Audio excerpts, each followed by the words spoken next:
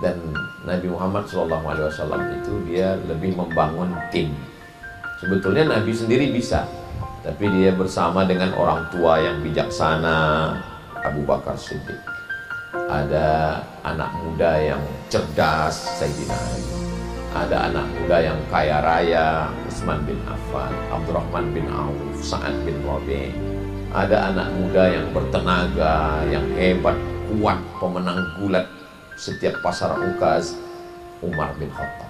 Jadi kita tinggal menyatukan saja. Nabi Isa alaihissalam pun nggak sendiri.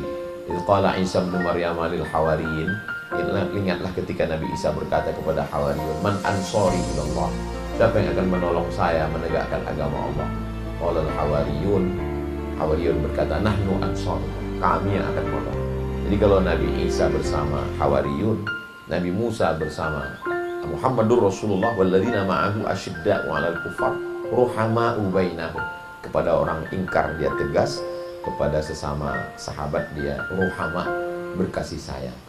Hadiahkan untuk almarhumah ibu, almarhum ayah, kita dapat, orang tua pun dapat. Assalamualaikum warahmatullahi wabarakatuh. Bapak, ibu, abang, kakak, adik, sahabat jamaah dimanapun berada, ma'akalta fa'afnaita, makanan yang dimakan berubah menjadi kolesterol, diabetes, jantung, gula, dan lain sebagainya. Wa ma labista fa'ablaita, yang dibelikan ke pakaian, busuk, lapu, ketinggalan zaman. Wa ma tasaddaqta fa'amdaita, yang diwakafkan, disedekahkan, itulah yang akan kekal abadi. Rumah besar hanya menjadi kenangan, lapuk, berlumut, tumbang, tinggal. Ada kelas yang dipakai para penghafal Quran, itulah yang kekal abadi, mengalir pahalanya untuk kita. Hadiahkan untuk almarhumah ibu, almarhum ayah, kita dapat, orang tua pun dapat. Satu lantainya 4 kelas, totalnya 16 kelas, tempat santri belajar, yang sekarang santri belajar di asrama. Asrama bisa dibuat kelas, tapi nanti pindahkan ke kelas semua. Mari kita support pembangunan, kirimkan semen, batu bata, kerikil, pasir, besi, dan lainnya. Berkah selalu, barakallahu fikum. Wassalamualaikum warahmatullahi wabarakatuh.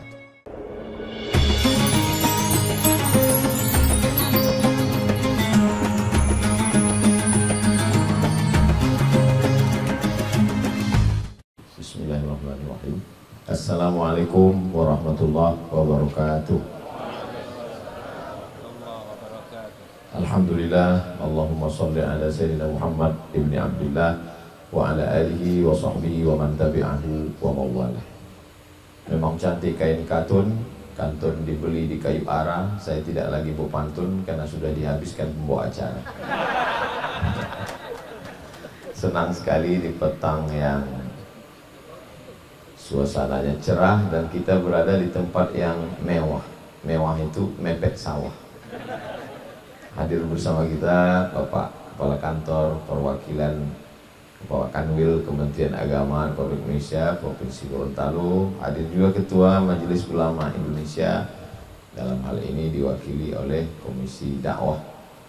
Kalau Tuan pergi ke kali, jangan lupa memetik sawi. Kalau selalu mewakili, lama-lama bisa jadi Ketua MUI. Kakak kelas saya, senior saya, Ustadz Abdurrahman Bahmid. Tentu saja Sayyidi Al-Habib Salim Al-Jufri hafizahullah wa ra'ah. Sahabat-sahabat para da'i yang dimuliakan Allah, muslimin muslimat, adik-adik santri. Mudah-mudahan pertemuan kita ini seperti yang disampaikan Nabi SAW, man ahabba ayyubasata lahu fi rizqihi, siapa yang mau berkah rezekinya, wa yusa'alahu fi atharihi, panjang umurnya, falyasir rahimahu, hendaklah menyambung tali silaturahim. Mudah-mudahan pertemuan kita memanjangkan umur dan memurahkan rezeki, insyaallah. Amin ya rabbal alamin. Kata orang yang susah itu mengumpulkan buaya itu susah, tapi ada yang lebih susah lagi mengumpulkan pawang-pawang buaya. Nah, jadi petang ini semua pawang-pawang sudah kumpul. Bukan saya maksud buaya, bukan itu. Biasanya kalau jamaahnya mudah untuk ngumpul, tapi ustadznya susah kumpul. Tapi di Gorontalo malah ada pertemuan guru-gurunya, kiai-kiainya, ustadz-ustadznya. Jadi ini berkah. Kadang jamaahnya nyindir, Ustadz Somad, iya, kok ustadz-ustadz itu nggak pernah buat halal bihalal ya? Ya saya pun jawabnya spontan aja. Ya karena kalau ustadznya ngumpul, halal bihalalnya bubar. Karena siapa yang ngisi halal bihalal kalian? Jadi seringkali ustadz-ustadznya tidak kumpul. Alhamdulillah di Gorontalo justru ustadz-ustadz kumpul. Ya, ini keberkahan yang luar biasa. Saya tidaklah ceramah, karena ceramah di depan penceramah itu melanggar kode etik. Dilarang berceramah di depan penceramah. Hanya sekedar cerita saja. Diberi judul tema bahwa kita mengemban sebagai warasatul anbiya, sebagai warasatul anbiya. Jadi setelah Nabi selesai, Nabi Isa selesai, kemudian pada tahun 324 berkumpullah yang disebut dengan Konsili Nisea, yang sejak itu ajaran Nabi Isa ini tidak lagi murni. Baru tahun 571, lebih kurang 200 tahun, 2 abad setelah itu barulah datang Nabi Muhammad SAW. Jadi setiap kali satu ajaran itu berubah, maka dikirim Allah untuk meluruskannya. Nabi Ibrahim alaihissalam mengalami perubahan, datang Nabi Musa. Nabi Musa alaihissalam mengalami perubahan, datang Nabi Isa. Nabi Isa alaihissalam mengalami perubahan, datang Nabi Muhammad SAW. Nah, sejak zaman Nabi Muhammad SAW sampai 1447 ini nggak ada nabi-nabi. Kalau yang ngaku nabi banyak. Nabi kamu siapa? Nabi Muhammad. Oh, Nabi Muhammad bukan nabi terakhir. Nabi yang terakhir itu ini nama saya, ya'ti min ba'di ismuhu Ahmad. Jadi yang betul itu Ahmad, kata Ahmad Musaddiq, dia nabi ke-26. Datang yang satu lagi, dia bilang ada lagi surat setelah itu yang betul itu Nasrullah. Ini dia, iza ja'a Nasrullah. Nasrullah yang ke-27. Kata yang satu lagi enggak, justru yang di ujung-ujung itu. Ini dia yang ke-28. Qul huwallahu ahad, Allahus somad.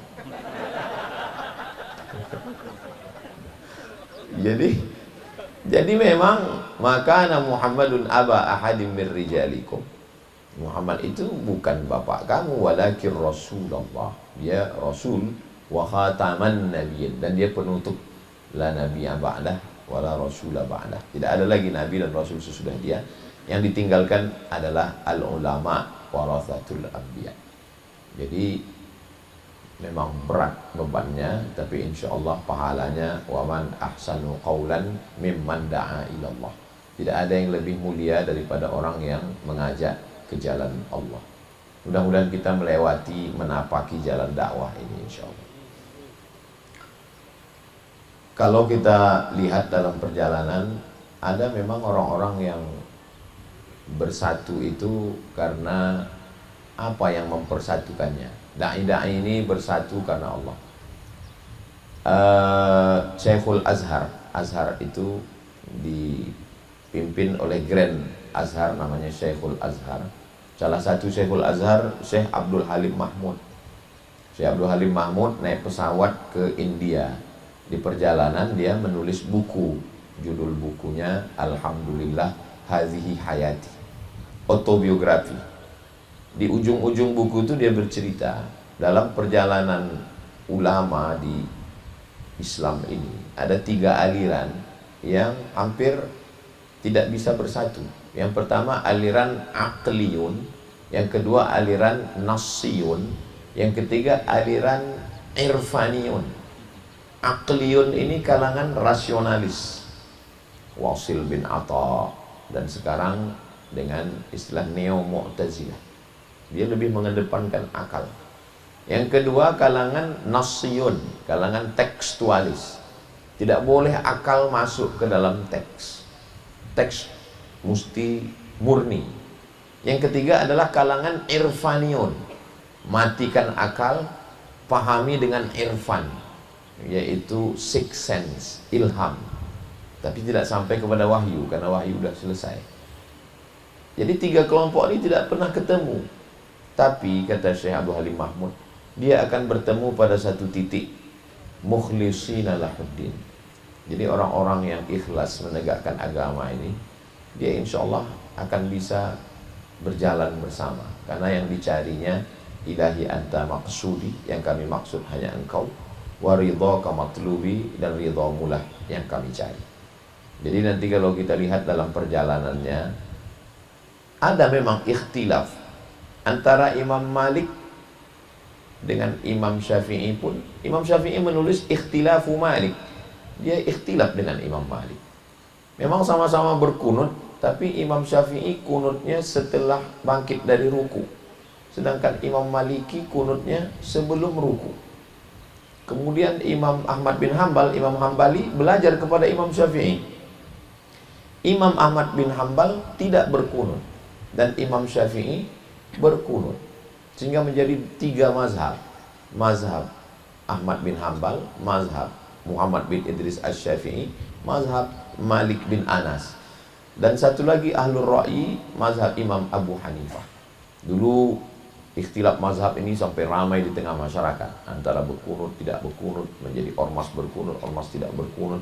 Sekarang sudah tidak ramai lagi karena sama-sama tidak sholat subuh. Malah yang menjadi heboh itu bukan karena beda pendapat, tapi karena beda pendapatan. Jadi alhamdulillah kita bisa duduk bersama, beda partai, beda ormas, beda background pendidikan, tapi yang walaupun banyak perbedaan, tapi titik pertemuan kita pada nama dia, asyhadu an la ilaha illallah wa asyhadu anna Muhammadan Rasulullah. Datanglah Imam Laits bin Sa'ad. Kana Laitsu afqah min Malik. Sebetulnya Imam Laits bin Sa'ad dari Mesir lebih faqih daripada Imam Malik.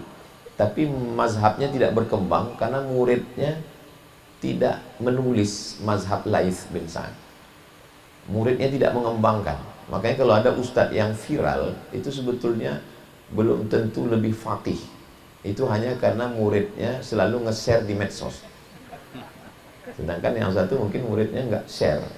Maka selalu saya bilang, ceramah saya bisa ditonton di channel Ustadz Abdul Somad Official. Jangan lupa subscribe, like, share, and comment.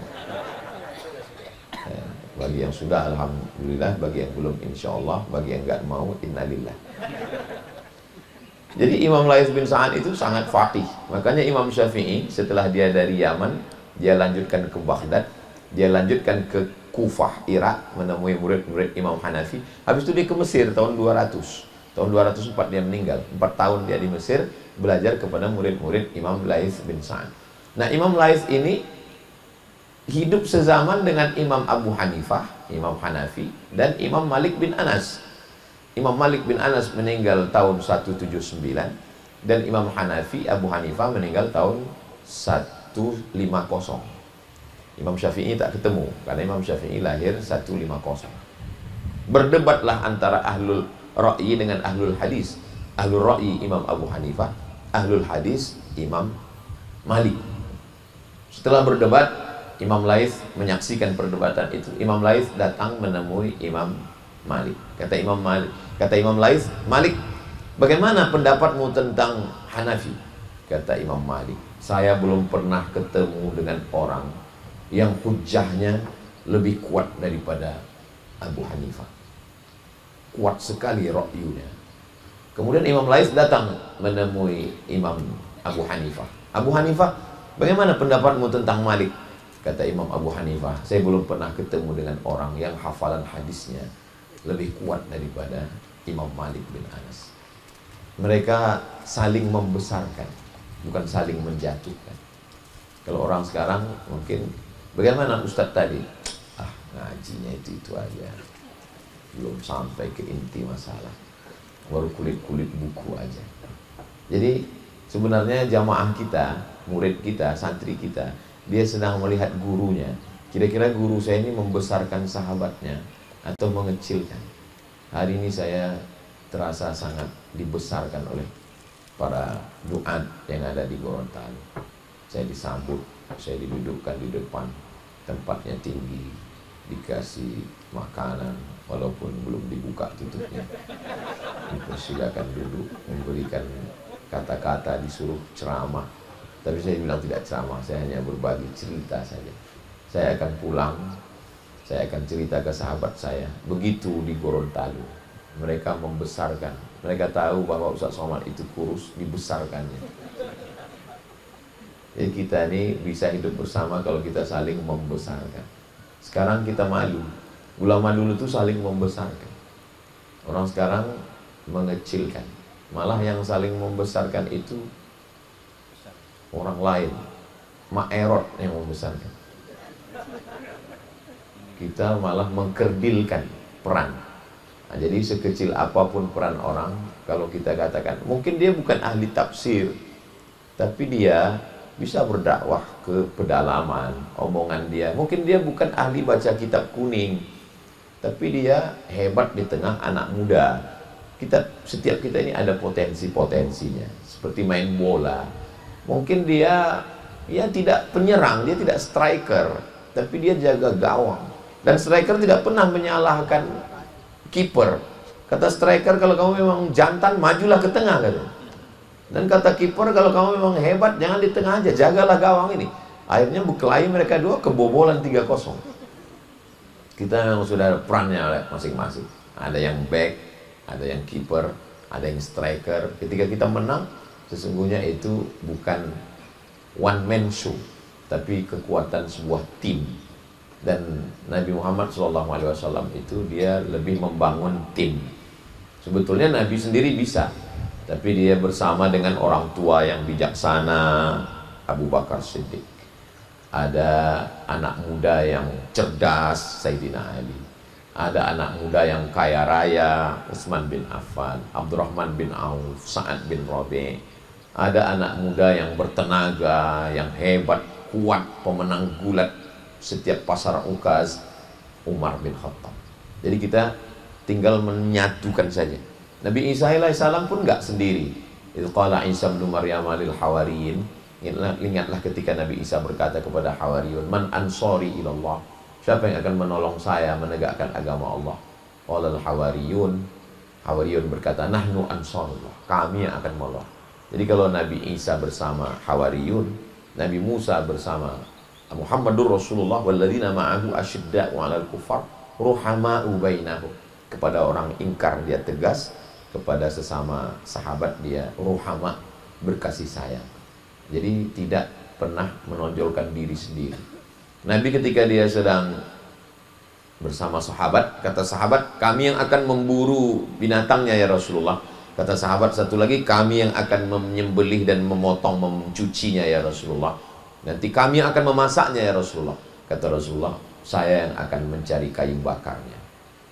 Nah, kalau kami sekarang, bukan kita, mungkin kami, saya dan sahabat, mungkin ketika kita mengatakan tinggal kita tunjuk, kamu yang berburu, kamu yang mencuci, kamu yang memasak, aku yang akan menghabiskannya.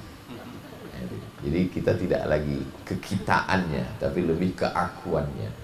Padahal Nabi mengajarkan kebersamaan, kekuatan sebuah tim. Jadi setiap kita ini ada potensi, kita tinggal tempatkan saja diri kita. Saya ini orang yang tua bersahaja, berarti Abu Bakar. Saya ini orang kaya muda, berarti Utsman. Saya ini orang yang cerdas, berarti Sayyidina Ali. Saya ini bertenaga, punya pengaruh, berarti Sayyidina Umar. Saya punya banyak kemampuan bahasa, berarti Zaid bin Thabit. Saya ini ahli strategi perang, panglima perang, berarti Amr bin As, Khalid bin Walid. Kalau kita tidak menemukan peran, masih ada Abu Lahab dan Abu Jahal. Jadi tinggal membaca diri untuk potensi dakwah ini, insya Allah kita bisa bersama. Man jahaza ghazian faqad ghaza. Ada orang-orang yang nggak ikut perang, tapi dia dapat pahala perang karena istrinya sakit. Namanya Sayyidina Utsman bin Affan. Perang Badar dia tidak ikut karena istrinya sakit, tapi dia tetap dapat pahala perang. Jadi memang ada kawan-kawan yang memang dia tidak megang mikrofon, dia nggak ceramah. Seringkali orang memahami bahwa dakwah ini adalah ceramah. Tidak semuanya ceramah. Karena kami yang Azhari, Ustaz Abdurrahman Bahmid Azhari, Qori kita tadi Azhari, di belakang Ustaz Abdurrahman seangkatan dengan saya, Azhari, 98 kami di Mesir. Jadi memang Azhari juga terbagi ke macam-macam. Ada Azhari dakwi, ceramah, ada Azhari siasi, politik, ada Azhari hukumi, PNS, ada Azhari innas sofa wal marwata, travel. Jadi saya selalu mengatakan, jangan sangka yang innas sofa wal marwata nggak ceramah, tapi mereka punya pondok tahfiz Quran, mereka memberangkatkan adik-adik ke Mesir. Jadi yang namanya dakwah itu tidak hanya ceramah. Dakwah itu justru adalah taghyirul ummah min halin ila ma huwa ahsan minhu. Merubah umat dari satu kondisi kepada satu kondisi yang lebih baik. Jadi ceramah hanya salah satu wasilah dakwah. Ada orang yang tidak ceramah tapi sebetulnya dia berdakwah. Jadi saya ke setiap jadwal ke satu provinsi itu setahun sekali. Sulawesi Selatan saya datang sekali. Kalau ke Gorontalo 2018, habis itu 2025, berarti nanti 2032 berarti. Jadi memang begitu rutenya. Jadi ada sahabat di Sulawesi Selatan itu dia nggak ceramah, tapi setiap saya datang, saya meresmikan rumah Qurannya gratis. Ya, penandatanganan prasasti. Jadi saya melihat mungkin dia memang nyamannya begitu. Dia bangun rumah Quran, dia panggil anak-anak gratis, dia panggil adik-adik, resmikan. Dia juga sedang berdakwah. Jadi tidak selamanya dakwah itu hanya ceramah, hanya khutbah, tapi ceramah dan khutbah adalah bagian dari wasilah dakwah. Kemudian ada memang magnet-magnet yang membuat kita bisa ketemu. Kalau Ustadz Somad yang datang mungkin bisa mengumpulkan sekian orang. Tapi kalau Habib Umar bin Hafidh yang datang mungkin bisa lebih ramai. Kami melihat potensi itu. Kira-kira apa yang bisa mengumpulkan kawan-kawan? Kita undang Syekh Muwaffaq Al-Murabi untuk khataman Arba'in Al-Ajluniyah. Ternyata ramai karena yang mau diambil ini khataman kitab. Kemudian kita undang Syekh Zakaria Thalib. Syekh Zakaria Thalib ini pengganti Syekh Muhammad Yasin bin Isa Al-Fadani, Musnidul Asr. Setelah Syekh Yasin meninggal tahun 90, lalu kemudian dilanjutkan dengan Sayyid Al-Qab, dilanjutkan sekarang oleh Syekh Zakaria Thalib, membacakan kitab-kitab bersanad sampai Syekh Yasin. Akhirnya rame. Kemarin terakhir khataman kitab Muwatta Malik selama 5 hari. Kemudian kita undang Syekh Abdul Mun'im bin Abdul Aziz bin Siddiq Al-Ghumari, membacakan Sahih Bukhari hatam 10 hari 3 tahun yang lalu. Habis itu Sahih Muslim, tahun ini belum. Rencana Sunan Tirmidzi atau Sunan Abi Daud. Jadi pondok-pondok mengirim utusan, lebih kurang 60 pondok, dan ustadz-ustadz berdatangan. Ada magnetnya. Jadi kita ikuti aja selera, kira-kira mana titik yang membuat kita bisa berkumpul bersama. Jadi kalau nyamannya, kalau hanya ceramah, mungkin orang merasa ini awam. Kami ingin ada ijazah, kami ingin ada baca kitab, kami ingin ada khataman. Dan ternyata setelah kita laksanakan, ya nyaman. Habis acara khataman, di start dari mulai ba'da subuh, jam 5 ke sarapan jam 7.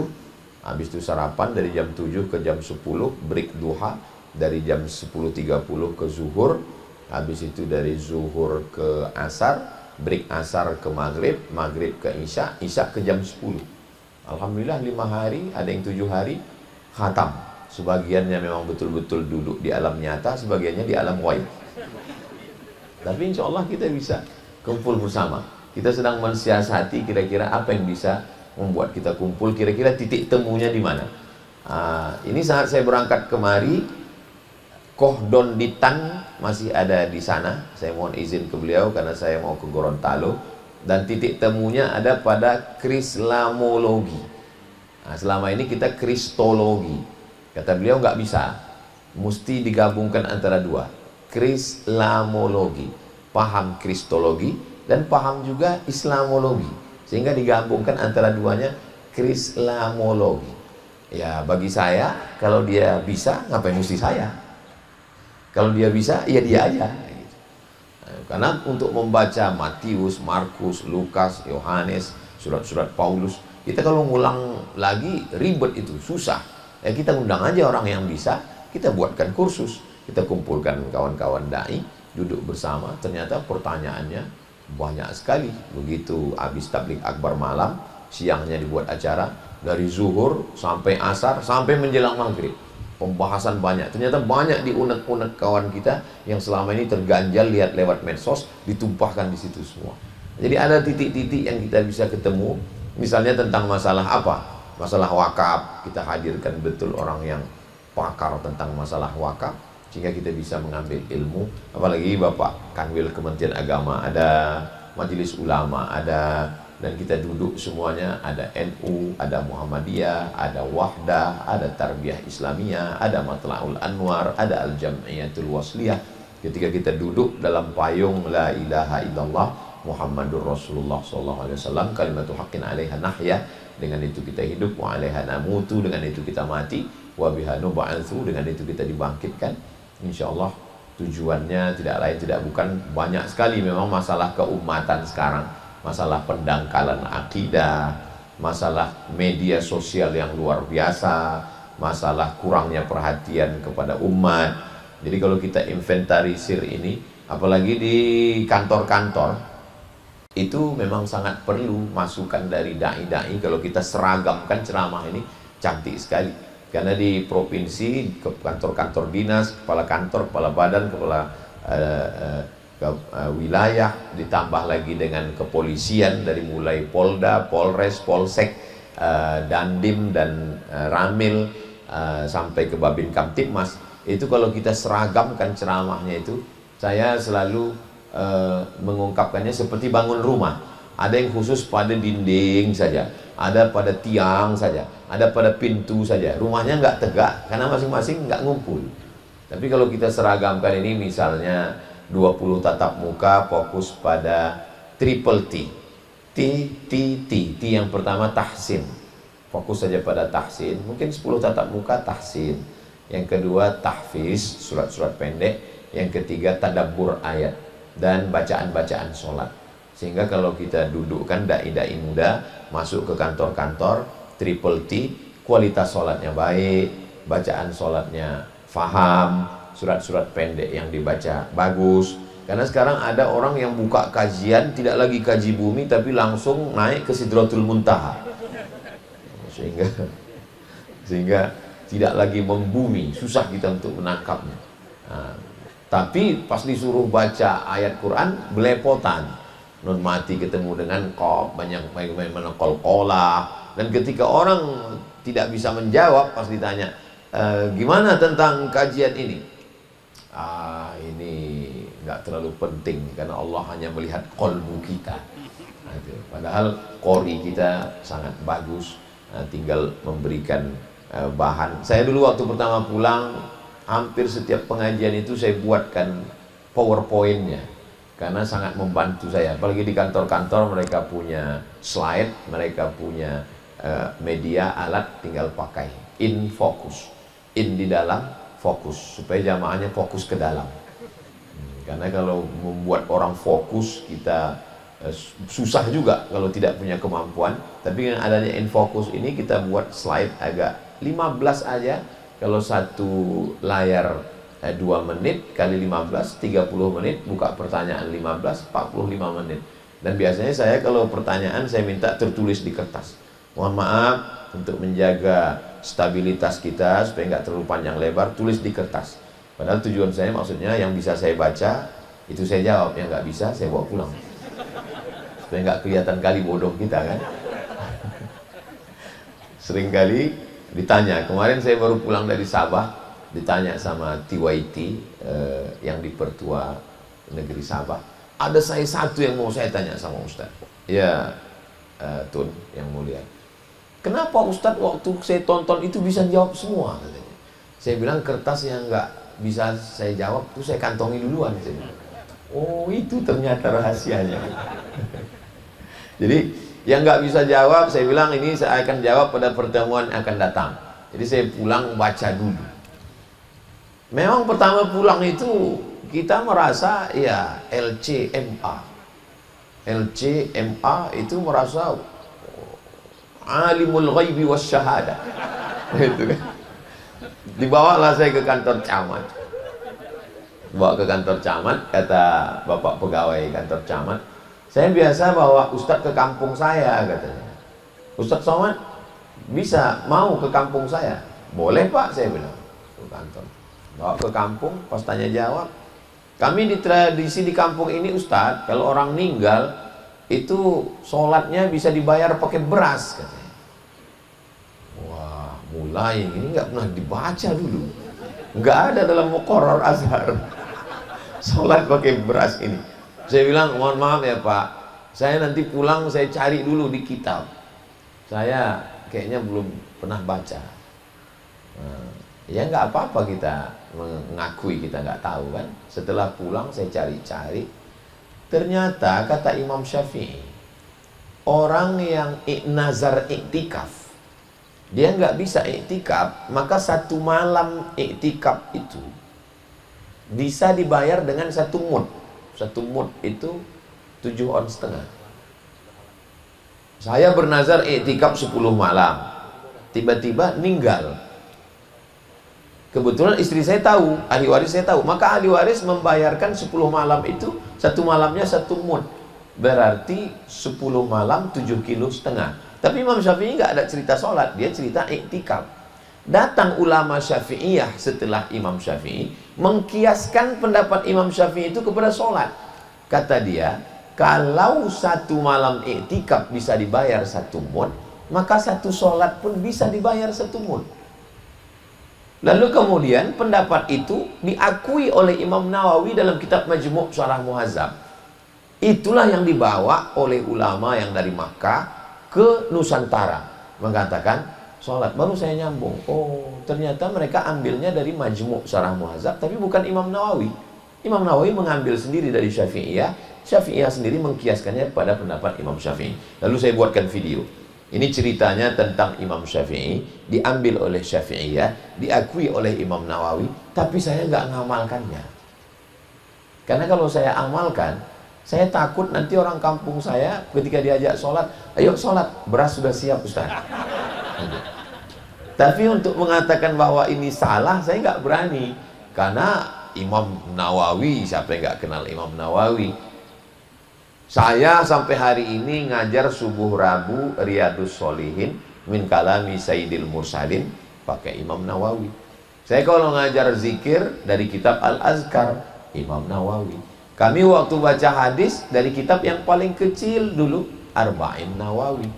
Saya kalau baca Sahih Muslim nggak paham, saya baca kitab Al-Minhaj, Syarah Sahih Muslim Ibnul Hajjaj, Imam Nawawi. Saya kalau baca fikih dari mulai Matan Takrib, Fathul Qarib, I'anatut Thalibin, kitab yang besar adalah kitab Raudhatut Thalibin, Imam Nawawi. Siapa kita mau menyalahkan Imam Nawawi? Jadi kalau ada orang mengatakan Imam Nawawi ini manusia, saya pun manusia, memang betul, tapi dia giganya berapa tera kepalanya gitu. Jadi kita kalau kenal kita dengan ulama ini, ya kita datanglah Imam Tajuddin As-Subuki, mujtahid, tapi beliau tetap ikut Imam Syafi'i karena levelnya merasa tidak sampai.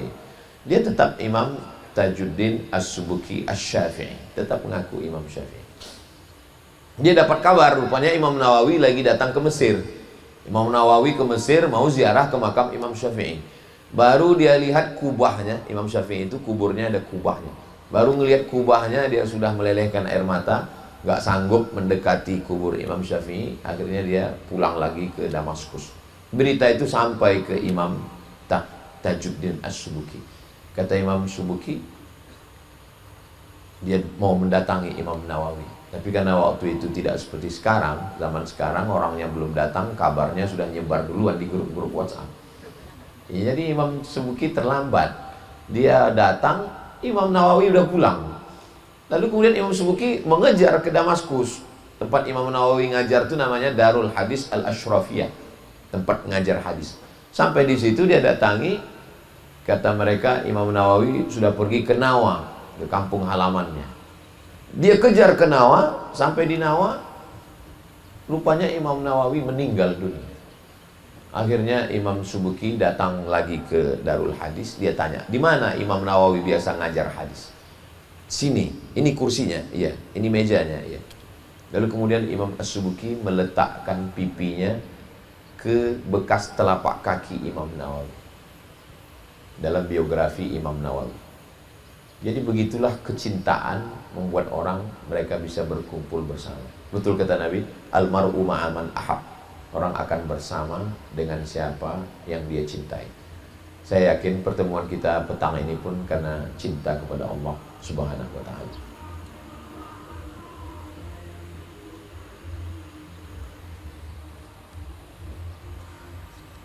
Itu karena sudah, kalau pergi ke tembilahan jangan lupa memberi kubis. Kalau sudah ada nyanyi-nyanyian tanda waktu sudah habis.